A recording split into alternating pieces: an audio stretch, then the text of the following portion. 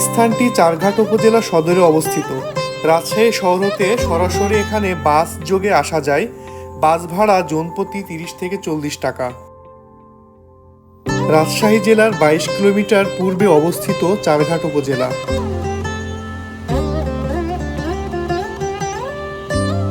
এই উপজেলার বুক চিরে প্রবাহিত হচ্ছে বাংলাদেশের অন্যতম প্রধান নদী পদ্মা এবং পদ্মার শাখা নদী বড়াল।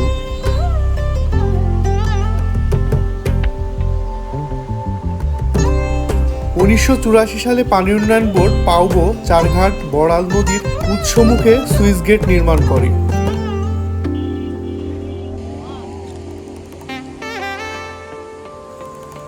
বর্ষাকালে সুইচ গেট খুলে দিলে বড়াল নদী কানায় কানায় ভরে যায় এবং নদীর স্রোত পায় প্রখরতা।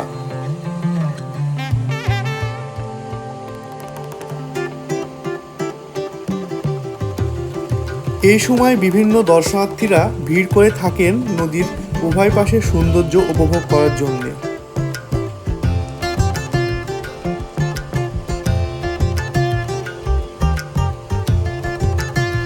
আসুন ভিডিওটি আমরা সম্পূর্ণ উপভোগ করি। এমন তথ্যবহুল ভিডিও পেতে হলে আমার পেজটিতে লাইক দিয়ে এবং ইউটিউব চ্যানেলে সাবস্ক্রাইব করে আমার পাশে থাকুন।